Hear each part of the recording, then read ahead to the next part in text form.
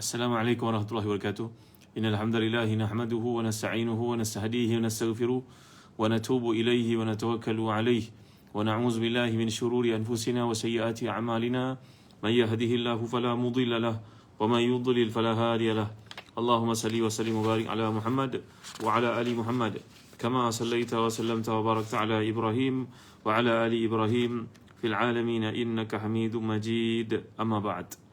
Alhamdulillah, Yang Mulia Tengku Murni Zaidi Ato, Nur Hasia Bakri, Munir Aldim dan semua yang hadir pada malam ni, Maz Mazni, Nur Syafarina Azlin, Munir Aldim, Hidayat Jani semuanya. Pada malam ni buka pada jilid yang ketiga, tafsir Munir ni, muka surat ke 252 . Kita akan baca beberapa ayat pada malam ni, insya-Allah kalau sempat. Mula pada ayat 105 hingga ayat 113 .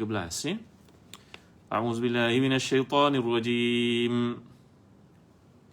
Inna anzalna ilaikal kitaba bil haqqi litahkuma bainan nasi bima araka Allah wa la takun lil kha'inina khasima wastaghfirillah innallaha kana ghafurar rahima wa la tujadil 'anil ladzina yakhtanuna anfusahum إن الله لا يحب من كان خوانا أثيما يستخفون من الناس ولا يستخفون من الله وهو معهم إذ يبيتون ما لا يرضى من القول وكان الله بما يعملون محيطا ها أنتم هؤلاء جادلتم عنهم في الحياة الدنيا فمن يجادل الله عنهم يوم القيامة أم من يكون عليهم وكيلا ومن يعمل سوءا أو يظلم نفسه ثم يستغفر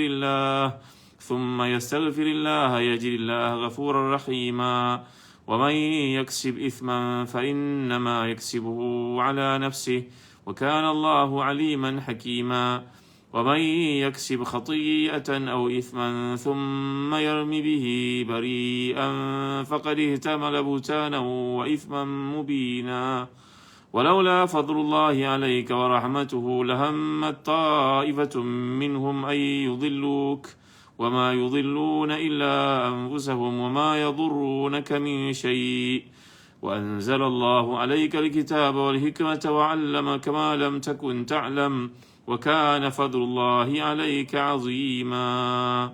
صدق الله العظيم. Sungguh kami telah menurunkan Al-Quran kepadamu wahai Muhammad, membawa kebenaran agar engkau mengadili antara manusia dengan apa yang telah diajarkan Allah kepadamu, dan janganlah engkau menjadi penentang orang yang tidak bersalah kerana membela orang yang khianat, dan mohonkanlah ampunan kepada Allah, sungguhnya Allah Maha Pengampun lagi Maha Penyayang. Dan janganlah kamu berdebat untuk membela orang-orang yang mengkhianati dirinya, sungguhnya Allah tidak menyukai orang yang selalu berkhianat dan bergelumang melakukan dosa. Mereka dapat bersembunyi dari manusia, tapi mereka tidak dapat bersembunyi daripada Allah, kerana Allah berserta mereka ketika pada satu malam mereka menetapkan keputusan rahsia yang tidak diridai olehnya, dan Allah Maha meliputi terhadap apa yang mereka kerjakan. Itulah kamu berdebat untuk membela mereka dalam kehidupan dunia ini, tetapi siapa yang dapat akan menentang Allah untuk membela mereka di akhirat? Atau siapakah yang menjadi pelindung mereka terhadap azab Allah nanti? Dan barang siapa buat kejahatan dan menganiaya dirinya kemudian dia mohon keampunan kepada Allah, nescaya dia akan mendapati Allah itu Maha Pengampun lagi Maha Penyayang. Dan barang siapa buat dosa kemudian sungguhnya dia mengerjakannya untuk kesulitan dirinya sendiri, dan Allah Maha mengetahui, Maha bijaksana. Barang siapa buat kesalahan atau dosa kemudian dia tuduhkan orang yang tidak bersalah, maka sungguh dia telah mengikut satu pembohongan dan dosa yang besar. Dan kalau bukan kerana kurnia Allah dan rahmatnya kepadamu wahai Muhammad, tentulah seorang dari mereka berkeinginan keras untuk menyesatkanmu, tapi mereka hanya menyesatkan diri mereka sendiri dan tidak membahayakanmu sedikit pun. Dan juga kerana Allah telah menurunkan Al-Quran dan juga hikmah, iaitu sunnah kepadamu, dan telah mengajar kepadamu apa yang belum kau ketahui. Sungguhnya Maha kurniaan Allah yang dilimpahkan kepadamu sangat besar. Baik, muslim-muslimat yang hati dan dikasihi, kita masih lagi bincangkan tentang perihal golongan munafiqun, yang mana mereka telah melakukan helah untuk frame mengenakan seorang Yahudi kesalahan yang nak dituduh kesalahan mencuri perisai milik seorang Muslim. Dan perkara ini dilakukan oleh seorang bernama Tu'mah bin Ubairik ataupun Bushair bin Ubairik kata para ulama tafsir. yang mana mereka ni merupakan golongan munafiqun. Kata para ulama tafsir kita dapat lihat dalam kitab-kitab tafsir, contohnya tafsir Ibn Jarir Tabari, tafsir Qurtubi, Al-Baghawi, bahawa merujuk kepada tu'mah dan kroninya, bahawa mereka ni memang jelas merupakan kaum munafiqun. Iaitu kalaulah mereka bukan munafiqun, bagaimana mereka sanggup memaksa Nabi dan mengarahkan Nabi dan menyebabkan Nabi SAW membuat keputusan yang hampir-hampir silap. Tapi kita akan jelaskan apakah yang dimaksudkan di situ, kesilapan yang Nabi hampir-hampir terjerumus melakukannya sehingga mendapat teguran daripada Allah Subhanahu Wa Taala. Dan Nabi itu bersifat ma'asum, Nabi tidak melakukan dosa, tapi kesilapan di atas prinsip kemanusiaan mungkin ia boleh berlaku seperti kata para ulama. Jadi muslim-muslimat yang hati dan dikasih sekalian, bila kita lihat, cuba buka muka surat 254 daripada tafsir Al-Munir. Tafsir Munir ni kami sedang buat penawaran kepada tuan-tuan. Satu rumah satu tafsir, satu pejabat satu tafsir, satu sekolah satu tafsir, satu masjid satu tafsir. Dapat tafsir ni, tuan-tuan akan dapat hadiah sebuah buku tawaran istimewa dari Telaga Biru bertajuk Ensiklopedia Nama-Nama Anak, sementara stok masih ada. Ya. Kami sedang mengadakan kempen satu rumah tafsir akan dapat hadiah Ensiklopedia Nama-Nama Anak. Ni bukan khusus untuk anak-anak semata-mata.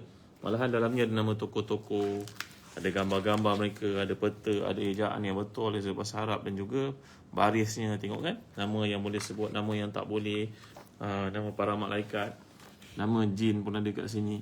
Takut tersilap nama, beri nama anak nama jin, tuan-tuan boleh kat sekalian ni. Jadi ada tokoh-tokoh moden seperti kerajaan Islam Osmaniyah, pemimpin-pemimpin mereka, ada silsilah raja-rajanya. Jadi ini buku yang sangat menarik, boleh tuan-tuan perolehi andai tuan-tuan membuat belian tafsir Munir. Ya, mudah-mudahan Allah beri kepada kita kefahaman terhadap kalamullah, dan janganlah kita mati melainkan kita telah berusaha untuk memahami tadabbur ayat-ayat Allah Subhanahu Wa Taala. Dan kita tafsir ini mudah untuk difahami walaupun bahasanya bahasa standard Nusantara Indonesia, tapi kita dapat memahami kerana penggunaannya dekat dengan bahasa kita. Kami telah mantau, memastikan, mencadangkan kepada pihak penerbit supaya menggunakan bahasa yang mudah untuk difaham, tuan-tuan. Baik, buku muka surat 254. Semua yastaghfirillah, kemudian dia minta keampunan daripada Allah, iaitu bertaubat. Istighfar maknanya memohon maghfirah atau pengampunan daripada Allah disertai rasa penyesalan atas dosa yang telah dilakukan dan bertaubat daripadanya. Ithman pula berarti dosa. Ithman, bukan isman, itu sin, ini tha. Ithman. Di sini disebutkan bahawa perbuatan dosa dilakukan tidak lain ia dilakukan terhadap diri sendiri, kerana impak buruk dan mudaratnya tidak akan yang akan ditanggung adalah diri sendiri. Manakala perkataan khati'ah ni berbeza daripada al-ithm, kerana khati'ah ini biasa merujuk kepada dosa yang kecil, dosa yang tak disengajakan. Tapi kalau al-ithmu merujuk kepada dosa besar. Kalau al-fahisha, dosa besar yang menyebabkan berlakunya satu ketetapan dari sudut hukum undang-undang Islam. Biasanya fahisha ni lebih merujuk kepada kesalahan seksual, tuan-tuan yang mulia Allah sekalian. Baik. Okey, lihat muka surat ni saya skip kerana ayat ni telah saya jelaskan pada kali lalu, cuma ada beberapa lagi mutiara yang kita nak bincangkan. Buka muka surat 255, keserasian antara ayat. Keserasian ayat ini dengan ayat yang lalu. Antara tokoh yang membincangkan keserasian ni seorang bernama Imam Al-Biqai dalam tafsir yang bertajuk Nazmud Durar, satu tafsir yang menarik, tuan ni. Kebetulan ada di tangan saya pada waktu ni. Sajalah perkenalan yang kita tafsir. Tuan ni, ni namanya Nazmud Durar fi tanasubil ayati was suwar. Ini merupakan tafsir seorang ulama terkemuka bernama Burhanuddin Hasan Ibrahim Abdul Hasan Ibrahim bin Umar Al-Biqai yang meninggal dunia pada tahun 885 Hijrah. Lebih 700 tahun lalu 600 tahun lalu. Baik, dalam penjelasan yang beliau kemukakan bahawa ayat ini masih lagi merupakan lanjutan peringatan terhadap kaum mukminin supaya waspada dan berhati-hati kepada kaum munafiqun, mengingatkan mereka supaya bersiap siaga untuk melawan dan menangani mereka. Di antara perkara yang sangat crucial yang seseorang wajib mempunyai sikap waspada dan super berhati-hati, kata Syekh Wahab Zuhairi dalam tafsirnya, iaitu orang mukmin kenalah menjalankan keadilan dan memberi keputusan hukum dengan hak. Dan kita telah bincangkan perkataan hak yang disebut oleh Allah dalam Quran. Hak ini merujuk kepada satu yang mantap, satu yang tepat, satu yang mempunyai asas. Kalau kita katakan sebagai contoh, thawbun muhaqqatun, baju yang berarti baju yang sangat cantik, yang sangat kukuh jahitannya, yang sangat selesa untuk dipakai. Jadi ini makna hak. Jadi nilai-nilai agama adalah benda yang bersifat hak, yang mantap dan tidak boleh diubah-ubah. walaupun pelaksanaannya, perjalanannya mungkin ada sedikit perubahan, tapi asasnya sama, akidah itu tetap satu. Jadi tuan-tuan dimuliakan sekalian, berkenaan dengan hal ini, pelaksanaan undang-undang yang Nabi lakukan adalah perkara yang terbaik. Kan itu Allah menyatakan dalam ayat ini, bima arakallah, Allah yang menampakkan Nabi dalam buat keputusan. Lalu para ulama usul membincangkan, contohnya Al-Imam Al-Qurtubi membincangkan perkara ini. Beliau berkata, lihat ya, bila maksud, cuba tuan-tuan buka muka surat 261 tafsir Munir, poin yang ketiga, fikah kehidupan, poin yang ketiga ya. Menurut Imam Qurtubi, melihat, jika kita lihat, kita amati, kita pelajari, hasilnya pasti tepat kerana Allah yang memperlihatkan dan beritahu hal itu kepada baginda sallallahu alaihi wasallam. Jadi apa-apa keputusan Nabi yang Nabi telah tetapkan, ini merupakan keputusan daripada Allah sebenarnya sallallahu alaihi wasallam. Jadi Allah memberi jaminan kepada nabi-nabinya, kepada nabinya Muhammad SAW sebagai contoh. Adapun jika salah seorang daripada kita mencermati, mempelajari, menyelidiki satu ijtihad, sama sekali ia tidak dapat dipastikan ketepatan hasilnya. Kalau para ulama berijtihad, ada mungkin ijtihad mereka silap, tapi kita tahu bahawa kelayakan orang untuk berijtihad terletak tunduk kepada ataupun tertakluk kepada hadis Nabi SAW. Idza ijtahada al-alimu fa asaba falahu ajrani wa idza ijtahada fa akhta'a falahu ajrun wahid. Apabila seorang mujtahid itu memberikan fatwa, maka jika ia menepati kebenaran, dia akan dapat 2 pahala. Kalau dia tidak menepati kebenaran, dia tersilap, dia tetap dapat 1 pahala. Kerana peranan seorang mufti ataupun seorang mujtahid adalah untuk membawa umat ini keluar dalam satu isu berkaitan dengan hukum. Dia bukan orang sebarangan, tuan-tuan. Orang nak menguasai ilmu ijtihad ni bukan perkara yang mudah. Ijtihad ni menguasai berbagai-bagai benda. Tapi zaman teknologi maklumat pagi, semua orang boleh jadi mufti. Semua orang boleh bagi pandangan. Semua orang bawa ayat Quran tu sikit, dia kata dia faham macam Imam Syafi'i. Dia bawa ayat Quran tu sikit, dia faham macam Imam Qurtubi. Inilah masalah yang berlaku pada zaman moden, tuan-tuan. Kerana banyak sangat orang ada akses kepada maklumat dan dia tidak tahu asal-usulnya. Dia tidak tahu dia masuk ke rumah itu melalui tingkap ataupun melalui serombong asapnya. Pintu jauh sekali lah. Lalu macam-macam perkara yang dilanggarnya ketika dia membuat satu pandangan. Baik, merujuk kepada perkara ni, tuan-tuan yang hati dan dikasih sekalian,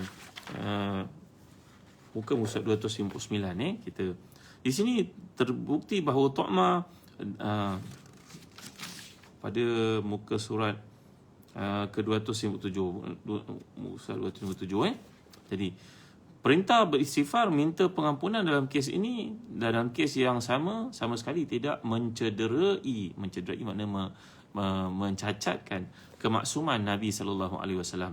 Kerana yang muncul daripada baginda hanya baru sebatas keinginan ataupun cetusan dalam idea saja, dalam fikiran, dalam benak fikiran Nabi SAW terfikir untuk memberi sokongan kepada Tu'mah bin Ubairik yang Nabi sangkakan telah bercakap benar, padahal dia telah pun frame Yahudi yang bernama Zaid bin Samin itu, walaupun Yahudi itu merupakan orang yang tidak Muslim, tetapi dalam bab amanah, dalam bab penipuan, bab fitnah, ia tidak patut dilakukan.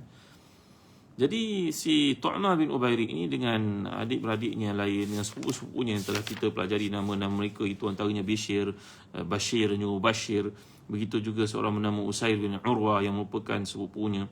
Yang tadi 3 orang merupakan adik-beradiknya. Mereka telah pun membuat perancangan teliti untuk mendapat sokongan kaumnya Bani Zafar bagi mengatakan Zaid bin Samin ni adalah individu yang terlibat, yang patut dipersalahkan, yang telah mencuri baju besi ataupun perisai milik pakcik mereka itu. Jadi bila kita lihat kecenderungan Nabi itu bersifat hati, Nabi terfikir untuk mengatakan bahawa Tu'mah ni betul agaknya. Jadi ini yang ditegur oleh Allah. Baca lagi pada 257 Tapi perkara ini termasuk dalam kategori hasanatul abrar, sayyiatul muqarrabin. Apa maksudnya? Perkara itu jika dilakukan oleh orang-orang yang saleh, maka ia dianggap sebagai baik. Tapi jika dilakukan oleh orang yang sudah mencapai tingkatan al-muqarrabin, iaitu tingkatan lebih tinggi daripada orang saleh, maka ia belum tentu baik. Saya dah bagi contoh pada tuan-tuan, tulisan-tulisan anak-anak di peringkat sekolah rendah itu kita tengok cantik. Tapi bila dibanding dengan tulisan kakaknya di sekolah menengah, tentulah nampak buruk kan. Di kalangan murid sekolah rendah nampak cantik sangat dah tu, tapi masuk ke sekolah menengah, dibanding dengan tulisan orang sekolah menengah, itu nampak yang paling curut sekali. Gitu maksudnya. Dan tulisan yang paling cantik di peringkat sekolah menengah belum tentu dianggap paling cantik di kalangan pelajar universiti. Mungkin pelajar universiti lebih cantik daripada tulisan itu. Mungkin yang paling cantik di peringkat sekolah menengah itu sama dengan yang paling corot di universiti. Agaknya begitu. Jadi bandingan ini untuk memudahkan kita faham bahawa Nabi kita SAW, baginda terdetik dalam hati baginda untuk menyokong apa yang dikatakan oleh Tu'mah bin Ubairik. Tambahan pula didatangkan bukti-bukti Bashir dan juga Mubashir bagi memperkuatkan dakwaannya bahawa Zaid bin Samin itu yang telah mencuri perisai pakcik mereka.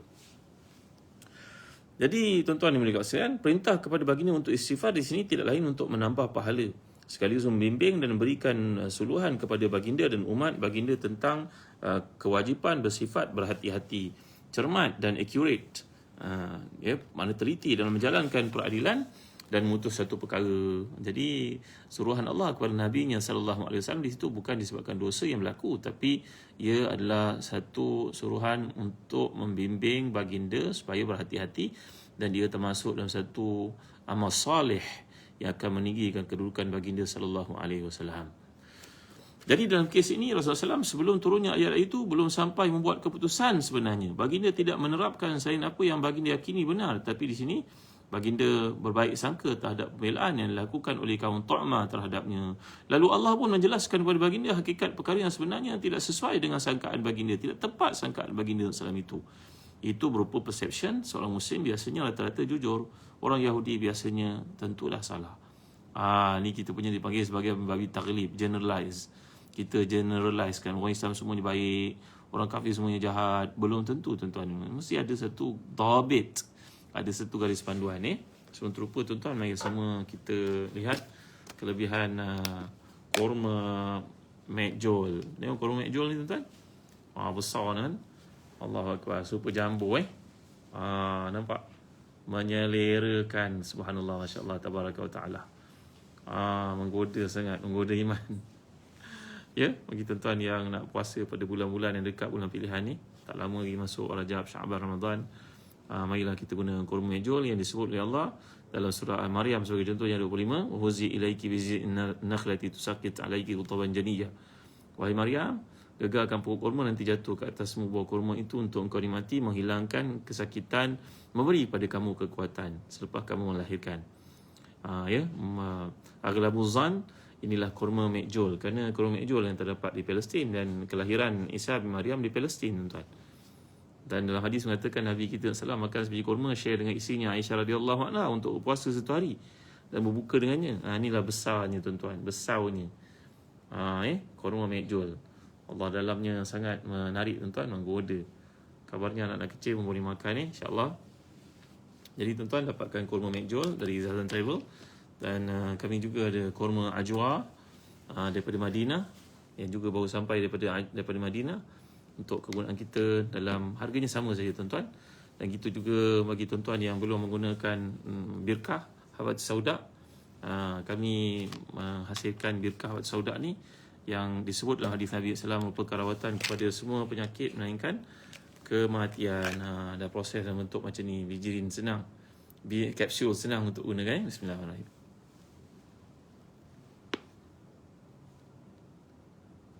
Nak kunyah balik, nak telan dia.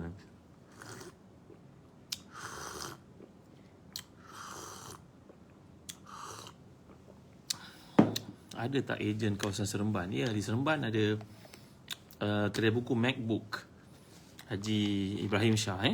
Kalau Haji Ibrahim Shah ada dalam diskusi kita malam ni, tolong zahirkan nombor telefon tuan. Kalau tak, boleh dapatkan daripada Zazan Travel. Baik, jadi kita dah bincangkan tadi bagaimana Nabi SAW telah ditegur oleh Allah SWT, dan teguran mesra daripada Allah ini adalah untuk mengajar kita agar lebih cermat, lebih teliti dengan keputusan-keputusan yang kita nak buat. Dan dia tidak menunjukkan, mencacatkan sedikit pun daripada Nabi kita sallallahu alaihi wasallam. Ia merupakan satu pengangkatan darjat kepada baginda sebenarnya. Dan kat sini lah tuan-tuan mengajar kita ketelitian, documentation. Kita bina syarikat hebat-hebat, kalau nak pergi ke listing, kena ada documentation lah, kena ada SOP. Kan, flow dia macam mana perjalanan dia, barulah orang yakin. Ni kalau kita cerita syarikat kita juta-juta, tapi duit gaji kita pun tak proper, tak ada income tax, tak ada KWSP. Tuan-tuan, duit banyak juta-juta nak beli Ferrari pun tak dapat tuan-tuan. kena documentation. Ya, itu tamsilan untuk mudah faham lah. Jadi gitu je, tak terkecuali dalam hal-hal berkaitan dengan pemberian.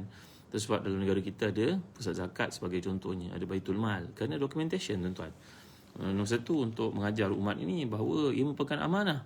Ada setengah orang mengatakan, tak Ustaz, kita kena cepat sekarang, langgar semua birokrasi. Tapi saya tanya balik, orang yang menjalankan kerja, menyampaikan NGO, membawa makanan kepada orang susah, tuan-tuan buat kerja ada documentation tak, soalan saya? Ataupun boleh terima saja duit itu dalam akaun peribadi masing-masing? Kalau ini berlaku, satu perkara yang malang tuan-tuan. Bila kita mengambil duit orang masuk dalam akaun peribadi, tak ada persatuan, tak ada audit, tak ada sistem audit yang betul, tak ada daftar dengan ROS, tak ada daftar dengan ROC. Ini semua namanya tuan-tuan pelaksanaan tuan-tuan. Ini SOP, ini adalah documentation. Mana boleh kita ambil duit orang ikut suka-suka. Ambil duit orang masuk dalam akaun kita, tolong ambil dalam akaun peribadi saya nak pergi tempat ni. Ia memberi refleksi yang kurang baik tuan. Bahawa umat ni umat suka minta. Dan nombor dua, kadang-kadang apa yang dilakukan itu, yang menjalankan kerja ni kena jujur betul. Kena ada pemantauan, kena ada SOP, kena documentation, kena ada pihak untuk pantau, audit dan sebagainya. Mana boleh kita beritahu pada orang, collect duit, masukkan dalam akaun peribadi saya. Kita, sejauh mana kejujuran kita? Duit ini akan menyebabkan tanduk keluar syaitan tuan-tuan. Masuk dalam akaun RM10,000, RM20,000, RM100,000. Siapa nak pantau, siapa nak tahu? Ya, jadi ini yang dimaksudkan dalam hidup kena ada documentation. Seperti yang berlaku dengan kehidupan Nabi SAW. Nabi ditegur oleh Allah supaya teliti. Jangan buat benda itu sembrono. Jangan buat satu benda itu tangkap muat. Jangan bulldoze saja. Ini nilai yang terdapat di sebalik ayat ini. Kalau kita lihat, ayat bukan turun untuk kisah Nabi 1400 tahun lalu dan kita tak ada kaitan langsung. Ini satu perkara yang salah. Kerana kita belajar dalam kaedah Islam, tafsir, al-ibratu bi umumil lafzi la bi khususi sabab. Bahawa kesempurnaan Quran dan Islam ini, ia turun untuk meraihkan perkembangan sampai ke hari kiamat. Ia tidak terbatas pada zaman penurunannya semata-mata. Baik, Allah Taala telah memujuk Tu'mah dan juga golongannya, kroni-kroninya yang tersilap itu bila Allah menyatakan Allah kana ghafurur rahim. Tengok Allah mendedahkan kesalahan itu, ia perlu diperbaiki.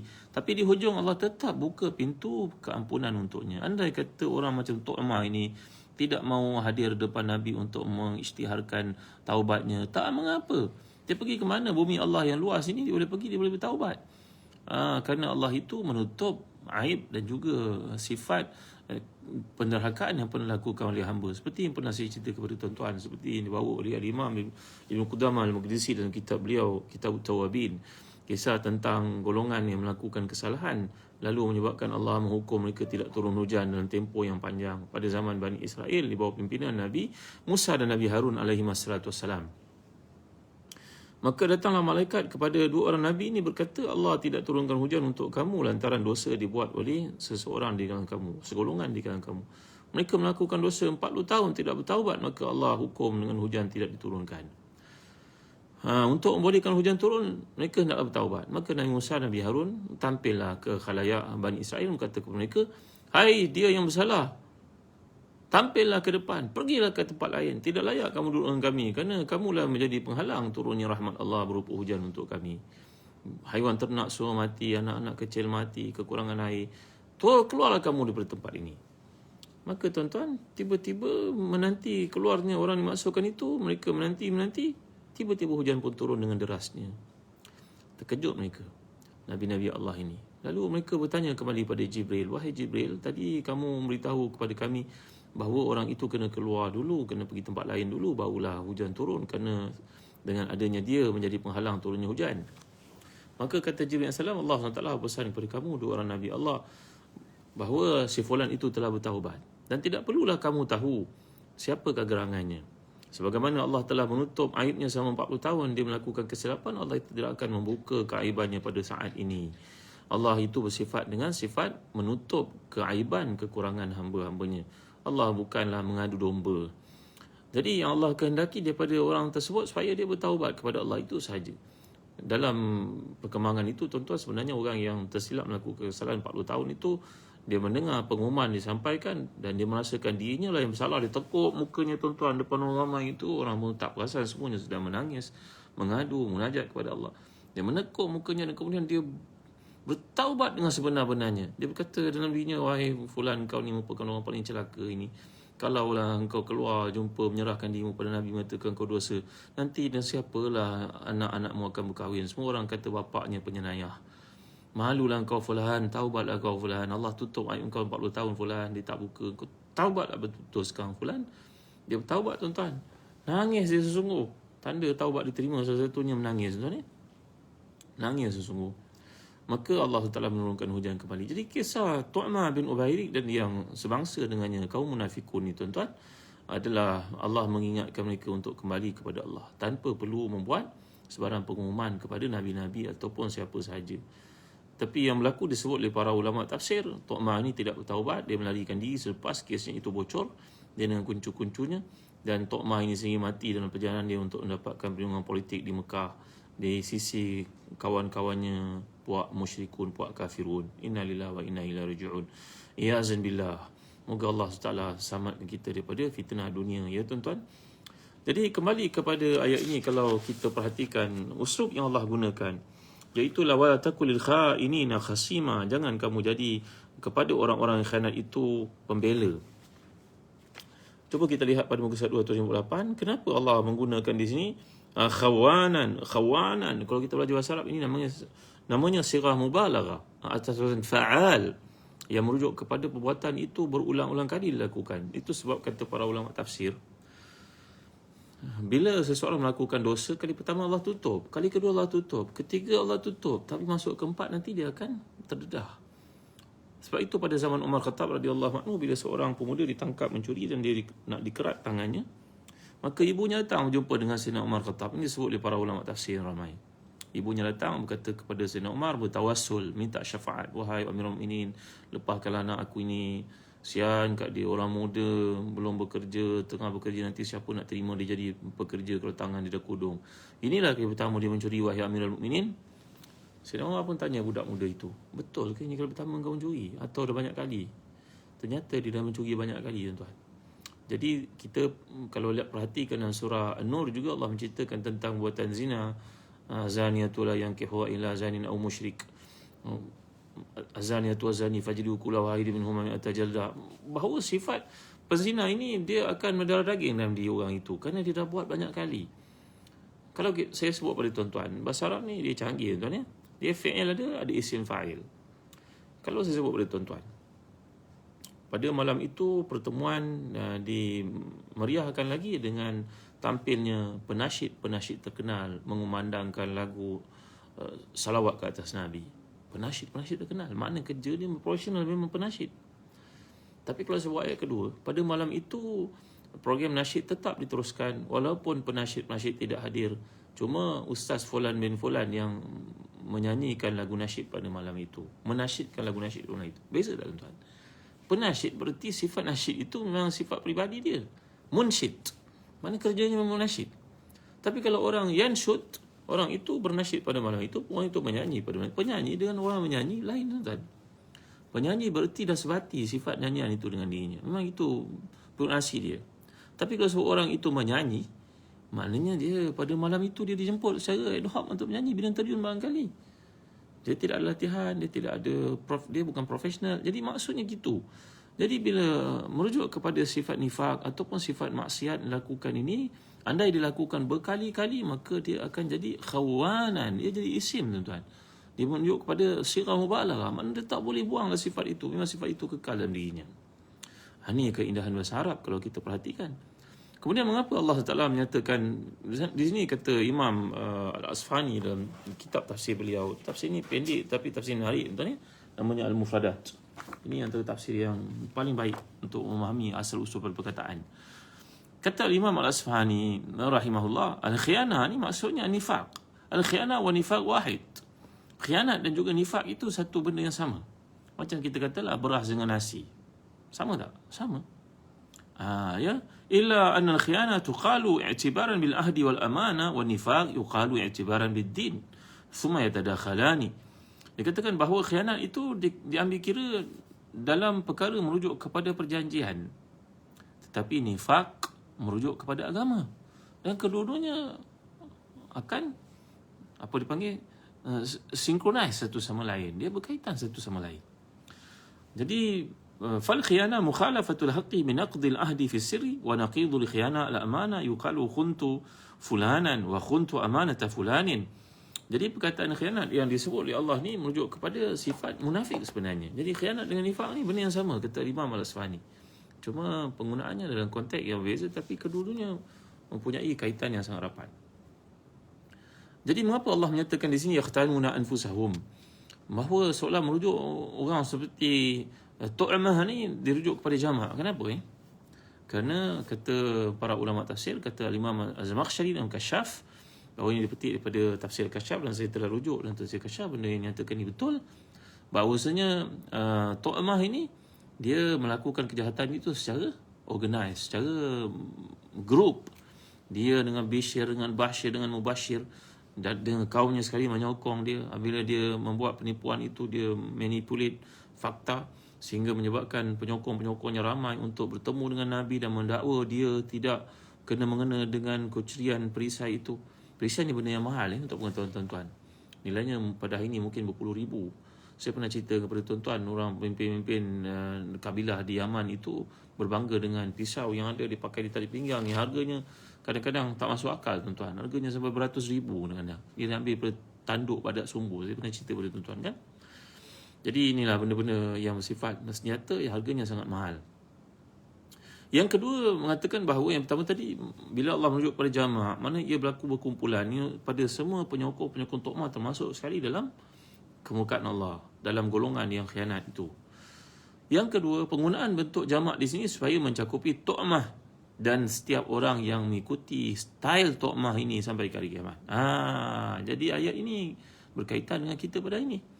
Kalau ada sifat seperti Tu'mah dalam diri seseorang yang manipulate apa saja benda, kemudian frame orang lain supaya orang itu kena dan dia terlepas, maka ini merupakan satu jenayah tuan-tuan, perbuatan yang haram tuan-tuan. Kalau ada orang seperti ini jadi pemimpin kita, jangan ambil lah tuan-tuan, buanglah tuan-tuan. Takkanlah tak ada orang lain boleh menggantikan kan. Punya ramai orang, takkanlah orang seperti ini nak dikekalkan. Maksud ayat ni kita akan lihat dalam ayat berikutnya tuan-tuan, dalam penjelasan berikutnya. Baik, lihat lagi muka 258. Jadi Allah menerangkan keadaan dan perilaku orang yang khianat serta karakteristik dan watak mereka yang buruk.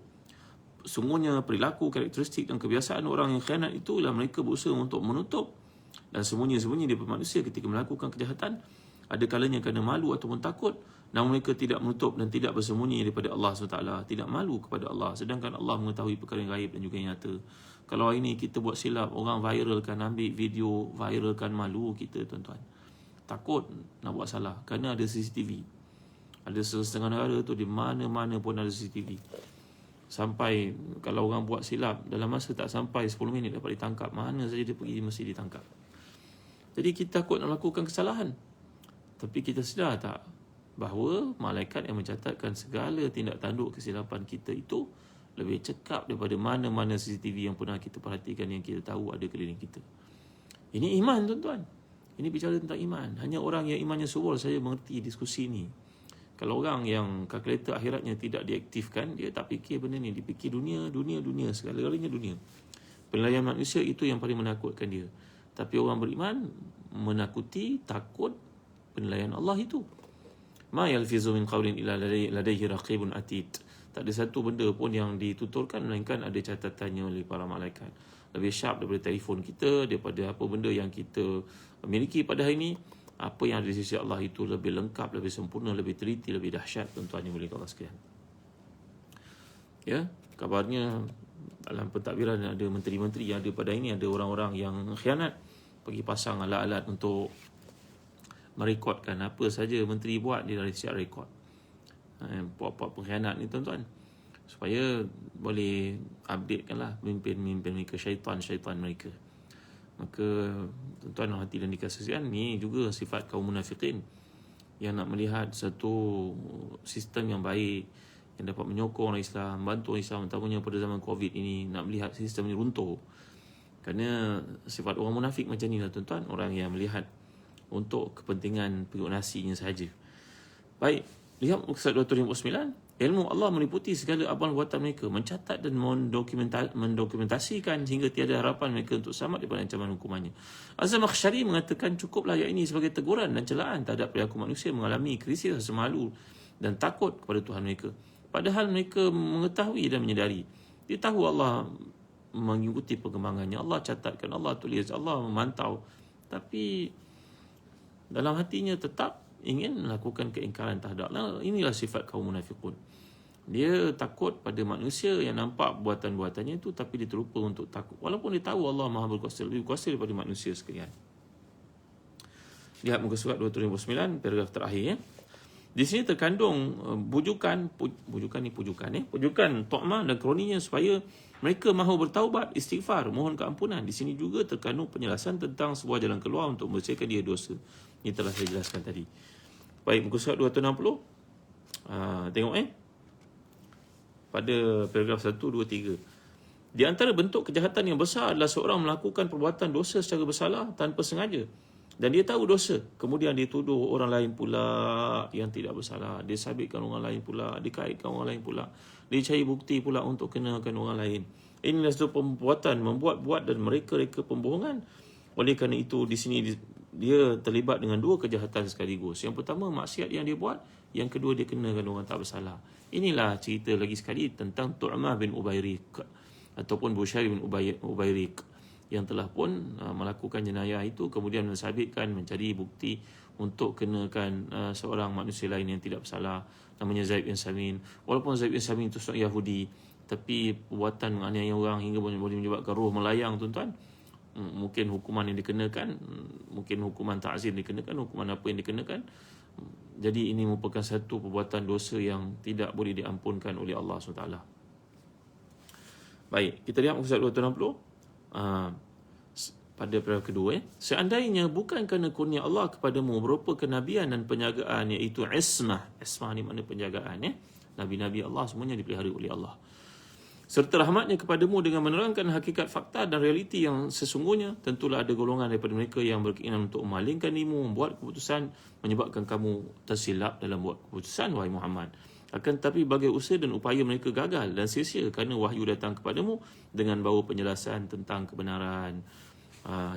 Mereka pada hakikatnya dengan sifat mereka yang melencong dari landasan kebenaran, menyesatkan diri mereka sendiri kerana dosa, bencana dan impak perbuatan buruk mereka. Mereka sendiri sahaja yang akan menanggung. Mereka tidak akan dapat menimpakan satu kemudaratan sedikit pun kepadamu, wahai Rasulullah sallallahu alaihi wasallam. Baik, kita pergi muka surat berikutnya 261, paragraf yang kedua. Kurnia Allah kepadamu adalah agung kerana dia mengutusmu kepada umat manusia seluruhnya, menjadikan kamu penutup para nabi, menjadi saksi atas umat manusia pada hari kiamat, menjaga, melindungimu dari manusia, dan menjadikan umatmu umat yang paling adil dan pilihan. Kerana itu bersyukurlah kamu kepada Allah atas semua itu, dan bersyukurlah umatmu atas nikmat-nikmat tersebut. Jadi inilah yang dimaksudkan dalam ayat yang kita baca tadi, bila Allah Subhanahu Wa Taala menyatakan wa kana fadlullahi alaika azima, wahai Muhammad, sesungguhnya kurniaan Allah untukmu sangat besar, juga untuk umatmu wahai Rasulullah sallallahu alaihi wasallam. Tuan yang dimuliakan Allah sekalian, jadi ini keputusan Nabi dalam membuat satu perkara. Maknanya segala ijtihad atau fatwa yang Nabi berikan itu menepati kebenaran kerana ia merupakan wahyu daripada Allah SWT. Daripada kita, manakala kalau kita merupakan manusia yang mungkin tersilap dalam urusan-urusan kita buat. Sehingga ada orang mengatakan kita ni selalu buat kesilapan, kena tunggulah Imam Mahdi turun. Imam Mahdi satunya. Lalu dia beri gelaran oleh orang Syiah bahawa Mahdi Al-Muntazar, Mahdi yang ditunggu-tunggu. Kerana itu orang Syiah tidak sembahyang komplit 5 waktu, tuan-tuan. Mereka sembahyang subuh, zuhur, asar jamak, maghrib isyak pun jamak. Kerana pada mereka kerajaan yang dikehendaki oleh Allah belum lagi dapat dilaksanakan, ditegakkan, belum mendapat kepimpinan keluarga Nabi SAW Al-Bait itu. Maka kita berada dalam satu perjalanan, belum sampai ke destinasi, maka kami jamak kasar saja. Ini kerja orang Syiah, tuan. Mereka pun menyebut perkataan Mahdi Muntazar. Bagaimana penjelasan tentang Imam Mahdi ini sebenarnya? Jadi saya ambil daripada fatwa yang dikemukakan Kalimut Tayyib, fatwa asriyah oleh Al-Imam Al-Akbar Ali Jum'ah, Syekh Ali Jum'ah, yang pernah menjadi mufti Diyar Kerajaan Mesir. Antara pandangan beliau tentang Imam Mahdi. Jadi saya nak sebut pada tuan-tuan. dalat al-hadith al-warida an Nabi sallallahu alaihi wasallam anna li sa'ati alamat sughra, bahawa tentang berlakunya kiamat ni memiliki tanda-tanda kecil yang diikuti dengan tanda-tanda besar. Antara alamat ni zuhurul Mahdi alaihi salam, haitsu innal ahadith allati ja'a fiha zikrul Mahdi kathira mutawatira kama nasa ala zalika hufazul hadith nuqaduhu. Perkara tentang kedatangan Imam Mahdi ni merupakan hadis mutawatir kata beliau. Ada banyak hadis.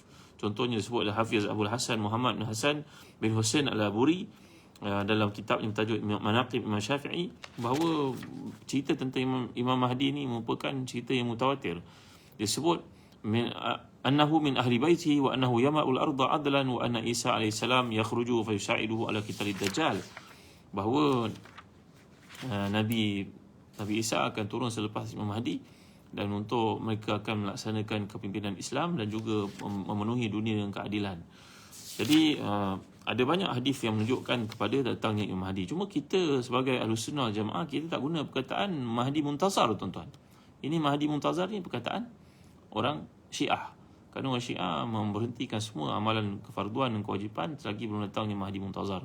Sehingga datang Khomeini beberapa puluh tahun lepas, barulah beliau menasahkan perkara ni, mengatakan bahawa kena buat sembahyang Jumaat sebagai contoh. Ini pandangan-pandangan tentu Khomeini lah, seorang ulama Syiah. Bagi kita Ahlus Sunnah, bahawa dalam hadis menyatakan, antaranya hadis riwayat Abu Dawud dengan sanad yang sahih, an Ummu Salamah radhiyallahu anha qalat sami'tu Rasulullah sallallahu alaihi wasallam yaqul Mahdi min itrati min waladi Fatimah. Nabi pernah bersabda, dan Ummu Salamah meriwayatkan hadis ini daripada riwayat Abu Dawud, bahawa Imam Mahdi ni akan datang daripada keturunan aku, kata Nabi kita sallallahu alaihi wasallam. Itu juga dalam satu hadis yang menceritakan bahawa Sayyidina Hasan berkata kepada puteranya, Sayyidina Ali berkata kepada puteranya Hasan, wa nazar ila ibni al-Hasan faqala inna ibni hadha sayyidun kama sammahu Nabi sallallahu alaihi wasallam wa sayakhruju min sulbihi rajulun yusamma bismi nabiyikum yushbihuhu fil khuluqi wa la yushbihuhu fil khalqi summa zakara qissatan yamla'ul arda adlan. Bahawa dalam satu hadis yang lain juga riwayat Abu Dawud dalam bab Al-Mahdi, Sayyidina Ali karamallahu wajhah pernah berkata kepada orang yang hadir di kelilingnya, ini anak aku namanya Hasan. Nabi SAW telah pun bersabda bahawa ini merupakan seorang Sayyid. Sayyid maknanya ketua. Itu sebab mereka yang datang kepada Nabi ni kita panggil Sayyid, tuan-tuan. Sayyid, perempuannya Syarifah. Kerana ini daripada sabda Nabi SAW. Jadi ini merupakan Sayyid. Seperti mana Nabi menamakan Hasan ni Sayyid. Nanti akan keluar daripada tulang sulbinya, daripada keturunannya, seorang lelaki yang namanya menepati nama Nabi kamu Muhammad sallallahu alaihi wasallam, yang menyerupai Nabi dari sudut akhlaknya, tapi tidak daripada sudut kejadiannya. Fizikalnya tidak, tapi dia memiliki akhlak macam akhlak Rasulullah SAW. Dia akan memimpin dengan penuh keadilan sehingga datangnya Nabi Isa AS selepas itu. Jadi tuan-tuan dimuliakan sekalian, ini merupakan satu perkara yang ditanya orang. Banyak orang bercerita tentang perkara ini. Tapi tanggungjawab kita sebagai kaum muslimin tetap berjalan walaupun Imam Mahdi belum turun lagi. Jangan ada jadi seperti golongan Syiah yang mengatakan Al-Mahdi Al-Muntazar, Imam Mahdi yang ditunggu-tunggu. Sedangkan orang Syiah itu beranggapan Imam Mahdi Muntazar itu berada dalam tempat namanya Sirdab. Sirdab ni tempat dekat Iraq, tuan-tuan. Sirdab ni satu tempat yang kecil. Guru saya Syekh Walid Hani berkata saiznya sangat kecil, kucing nak masuk pun tak muat, tuan-tuan. Maka orang Syiah mengatakan Imam Mahdi berada dalam lubang itu. Nanti dekat akhir zaman, dekat kiamat nanti dia akan keluar. Dia ada seorang kerja dia menunggu kat situ bawa kuda. Ada pengawal kat situ. Daripada zaman dulu, daripada zaman Syiah dulu tunggu sampai sekarang. Mati orang tu ganti orang lain. Dia duduk berkuda di situ. Nanti katanya Imam Mahdi keluar dari lubang yang kecil, yang kucing nak masuk pun tak muat tu. Dia akan terus naik kuda tu dan terus memimpin bawa panji-panji hitam daripada arah Iran untuk melaksanakan. Ini pandangan orang Syiah lah. Kita Ahlus Sunnah tidak mengatakan demikian. Kita mengatakan bahawa dia datang daripada keturunan Nabi. Tapi tanggungjawab kita pada hari ini tetap berjalan tanpa menunggu kehadirannya, barulah kita nak mulakan kerja. Baik, tuan-tuan yang dimuliakan sekalian, ini kaitan dengan apa yang kita bincangkan, bahawa Nabi kita melaksanakan kebenaran, keadilan dan pelaksanaan kepimpinan baginda Islam, dan dia diperhatikan oleh Tuhannya Allah SWT, membetulkan kesilapan-kesilapan berlaku yang telah kita bincangkan. Dan Nabi-Nabi Allah bersifat dengan sifat ismah. Mungkin ada kesilapan kemanusiaan, tetapi teguran Allah SWT kepada baginda itu untuk beristighfar, seperti yang dikatakan oleh sebahagian para ulama, tuan-tuan yang ini menarik ulasan dikemukakan oleh Imam Syekh Dr. Habib Zuhaili pada muka surat 262. Poin yang ke-6 ini satu huraian menarik lagi untuk kita faham. Tadi saya dah cerita pada tuan-tuan, kedudukan Nabi kita lebih tinggi daripada manusia biasa. Kalau manusia biasa anggap itu satu kelebihan, kebaikan, tapi belum tentu untuk Nabi kita SAW. Macam contohnya tulisan budak sekolah rendah nampak cantik, tapi dibandingkan dengan orang yang lebih senior di sekolah menengah tentu tak cantik. Maka itulah dia bandingan untuk kita faham hasanatul abrar sayyiatul muqarrabin. Satu yang kelihatan baik pada orang yang soleh, tapi belum tentu pada orang yang berada di tingkatan muqarrabin. Baik, lihat pada muka surat 262 ni. Ada pula pandangan yang mengatakan istighfar diperintahkan oleh Allah ini kepada Nabi-Nya adalah seperti bertasbih. Seperti ucapan seseorang yang mengucapkan astagfirullah, astagfirullah. Kerana itu istighfar, tapi kerana dia terlalu biasa mengucapkan kalimah itu, dia jadi macam tasbih. Jadi macam ucapan zikir, satu bentuk zikrullah. Macam kita duduk, Allahumma salli ala Muhammad, astagfirullahalazim, susati hasbunallah wa ni'mal wakil. Kita tak ada idea, Allahumma salli ala Muhammad, la haula wala quwwata. Jadi merupakan satu zikrullah. Jadi suruhan Allah kepada Nabi-Nya dalam konteks istighfar ni adalah satu bentuk zikrullah sebenarnya. Jadi sebaik-baik zikrullah itu antaranya istighfar. Jadi ia tidak menunjukkan kecacatan kedudukan Nabi seperti yang telah dihuraikan tadi. Jangan ada kalangan kita yang mengatakan bahawa Nabi bersalah kat sini dan berdosa lalu Allah suruh istighfar. Itu tafsiran yang sangat salah. Tak ada seorang pun ahli tafsir mengatakan demikian. Baik tuan, jadi nampaknya setakat ini saja kuliah kita pada malam ni. Alhamdulillah kita dapat cover hingga ayat 113. InsyaAllah pada malam berikutnya, malam esok, kita akan bincangkan ayat 114 dan seterusnya dengan izin Allah SWT. Syukur Allah beri kepada kita peluang untuk memahami ayat yang indah ini. Mudah-mudahan ia dapat menyuburkan iman, kerana mereka yang terdahulu mengatakan dalam ayat Al-Quran ni 60,000, 70,000 ilmu yang dapat menyuburkan iman kita kepada Allah SWT. Dan antara doa yang penting, maklumlah kita ni, kalau ayat ni menceritakan tentang Nabi, supaya Nabi beristighfar, Nabi tidak berdosa, kita ni memang berdosa tuan-tuan. Itu sebab antara doa yang terbaik untuk kita amalkan, anjuran Nabi kita SAW. Tuan-tuan boleh lihat dalam kitab Azkarul Azkar, buku yang warna apa ni, warna purple warna pink. Malam ngantuk tuan. Muka surat 127. Bagi yang memiliki kitab Azkarul Azkar Imam Suyuti ni, cuba lihat muka surat 127. Doa ni, Allahumma inni zalamtu nafsi zulman kathira wa innahu la yaghfiru dhunuba illa anta faghfir li maghfiratan min indika warhamni innaka antal ghafurur rahim. Ini doa kita baca sebelum bagi salam. Di samping doa yang telah kita pelajari dulu, Allahumma inni a'udzubika min azabi jahannam wa min azabil qabr wa min fitnatil mahya wal mamat wa min syarri masiihid dajjal. Maka bacalah tiap-tiap kali sebelum bagi salam, kerana ia waktu mustajab doa. Dan begitu juga dalam sujud-sujud kita, termasuklah tahajud dan sebagainya. Allahumma inni zalamtu nafsi zulman katsira wa innahu la yaghfiru dhunuba illa anta faghfir li maghfiratan min indika warhamni innaka antal ghafurur rahim. Ya Allah, aku menzalimi diriku kezaliman yang sangat banyak. Sungguhnya tiada yang dapat mengampuni dosa-dosaku melainkan Engkau. Maka ampunilah aku dengan pengampunan di sisimu, dan rahmatilah aku. Sungguhnya Engkau yang maha pengampun lagi maha penyayang. Baik, dan Allah memberkati kita, memberi kepada kita kefahaman. Suruhan untuk istighfar ni sebenarnya ditujukan kepada kita, kerana Nabi kita tidak punya dosa. Jadi sekalian baik semua daripada Allah, kelemahan manusia. Mudah-mudahan Allah memberi kepada kita kekuatan untuk bertaubat, mohon keampunan ke atas dosa-dosa kita dan ibu bapa kita, dan sekalian membaik pada kita. Mari sama kita menangguhkan kuliah pada malam ni dengan tasbih kafarah dan suratul Asr. Bismillahirrahmanirrahim. Wal 'asr innal insana lafi khusr illa alladhina amanu wa 'amilus solihat wa tawassaw bil haqq wa tawassaw bis sabr. Subhanakallahumma wa bihamdik asyhadu an la ilaha illa anta astaghfiruka wa atubu ilaik. Alhamdulillahirabbil alamin wassalatu wassalamu ala asyrafil anbiya'i wal mursalin sayyidina Muhammadin wa ala alihi wa sahbihi ajma'in. Allahumma ighfir lana dhunubana wa israfana fi amrina sabbit aqdamana wa ansurna 'alal qaumil kafirin. اللهم اغفر لنا ذنوبنا ولوالدينا وارحمهم كما ربونا صغارا ولجميع مشايخنا ولجميع اساتذتنا ولجميع مشايخنا ولجميع اصحاب الحقوق علينا من المسلمين والمسلمات المؤمنين والمؤمنات برحمتك يا ارحم الراحمين. اللهم اعنا على ذكرك وشكرك وحسن عبادتك. اللهم انا نعوذ بك من جهد البلاء ودرك الشقاء وسوء القضاء وشماتة الاعداء. اللهم انا نعوذ بك من البرص والجنون والجزام ومن سيء الأسقام. ربنا آتنا في الدنيا حسنة وفي الآخرة حسنة وقنا عذاب النار. وصلى الله على سيدنا محمد وعلى آله وصحبه وسلم. Alhamdulillah rabbil alamin. Tuan-tuan, bagi tuan-tuan yang memperoleh anak, zuriat, kami di Zazan Travel bersedia untuk membantu tuan-tuan mengadakan akikah.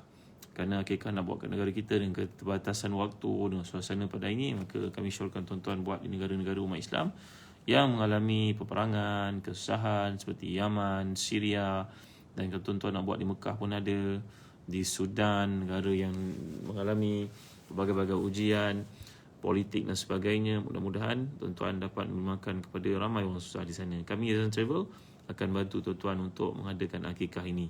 Kami akan produce sijil, akan bagi hadiah buku dan sebagainya, ya. Jadi mudah-mudahan tuan-tuan yang nak melakukan akikah untuk diri sendiri pun boleh, insya-Allah kami terima, ya. Kerana Hasan Basri pernah ditanya, kalau aku tahu aku tidak diakikahkan oleh ibu ayah aku, maka aku akan mengakikahkan diriku di samping kurban. Baik, ya. Jadi setakat ni saja tuan-tuan boleh hubungi nombor telefon yang tertera di bawah untuk dapatkan kurma Mekjol, untuk dapatkan kurma Ajwa, untuk dapatkan produk Birkah Batu Sauda, juga untuk melakukan akikah dan juga kurban pada musim raya kurban yang akan datang, ya. Kami menyediakan segala kemudahan ini, insya-Allah. Dan di samping itu, bagi tuan-tuan yang minat untuk dapatkan buku-buku latihan, buku-buku latihan topikal, buku soalan periksaan untuk anak-anak kita yang bercuti panjang pada kali ini, boleh dapatkan di Telaga Biru, www.telagabiru.com.my. Ada berbagai-bagai buku daripada darjah 1 sampai darjah 6, tingkatan 1 sampai tingkatan 5. Tak terkecuali tahun-tahun peperiksaan, semuanya ada, alhamdulillah. Sekian tuan-tuan, terima kasih. Jumpa lagi esok, insya-Allah. Assalamualaikum warahmatullahi wabarakatuh.